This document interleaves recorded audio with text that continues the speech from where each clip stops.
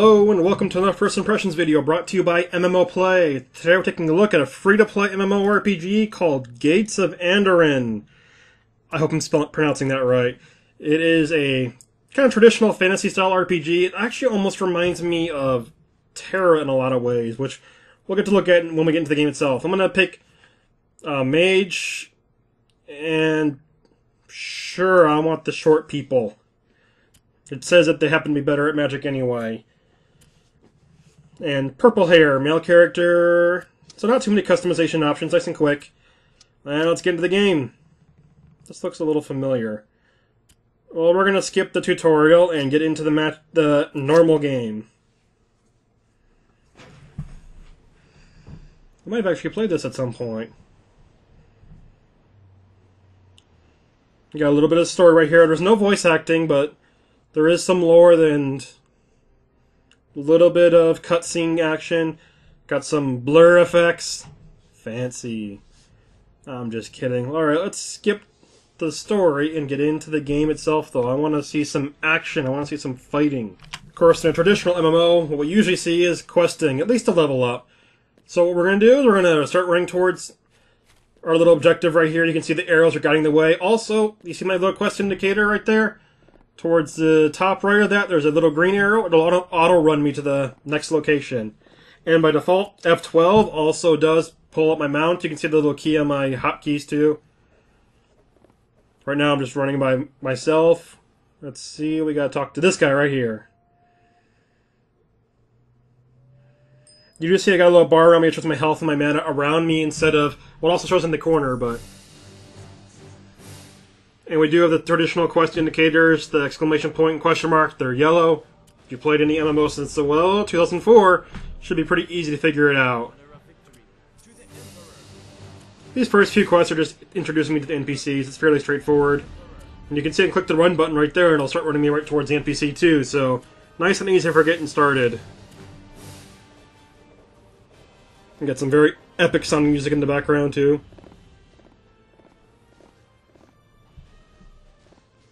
This little, the way the circles around me, it makes me think of targeting reticule, which is part of what makes me think a little bit of Terra.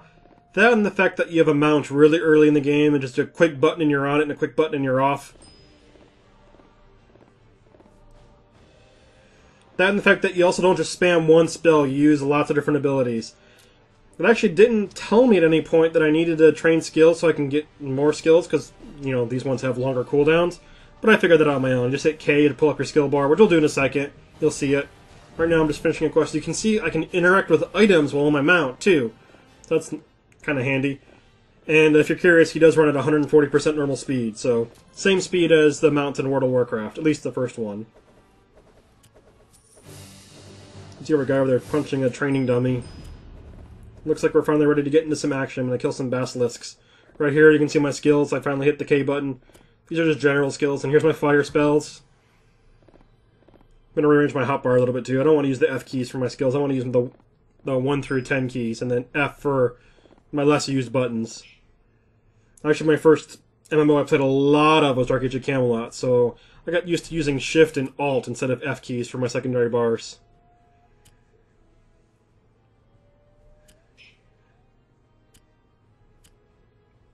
Or was it Control? No, I think Shift was to switch tabs.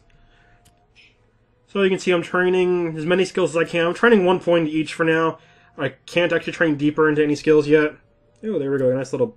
Oh, it turns mana into life. Or life into mana. I don't want that. At least not yet. Maybe later I'll have mana issues and I'll be glad to have that. Alright, let's get off our mountain and get to work. Guess we should put these skills in our bar, too. So let's get into some action. Fast forward just a touch while I'm rearranging some stuff. Alright, I'll send Rudolph on his merry way and target one of these basilisks, and boom! And even my my wand attack seems to also have a cooldown, so you're not just going to spam one ability in this game. You're going to have to use multiple spells and abilities, so make sure you kind of diversify your spec just a touch. And I gotta kill 5 of these little guys. Oh, I got some gloves. Oh, they're not for my class. Kind of like the blue hood. Almost makes me think of a Black Mage for Final Fantasy, only with blue instead of black. Alright, let's burn this guy. Oh, I got someone over here too. Got a spider following. Wonder if it's an ally or an enemy. Alright, 3 more basilisks. Put on my shield spell. Got a nice little defense spell. Looks like I have a lot of buffs on me right now. That's another thing I remember from Terra. It seems like killing monsters actually get buffs throughout the game.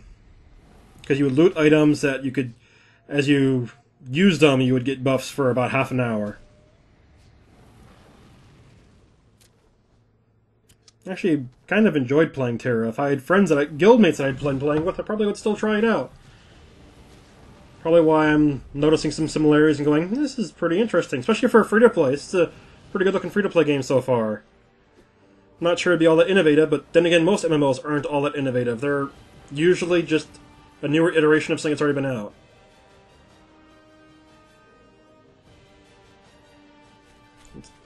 Well, if you like the game, check it out. It's available for free. If you like the content, stay tuned to more videos for MMO play. Thanks for watching. I'm just going to burn this last basilisk.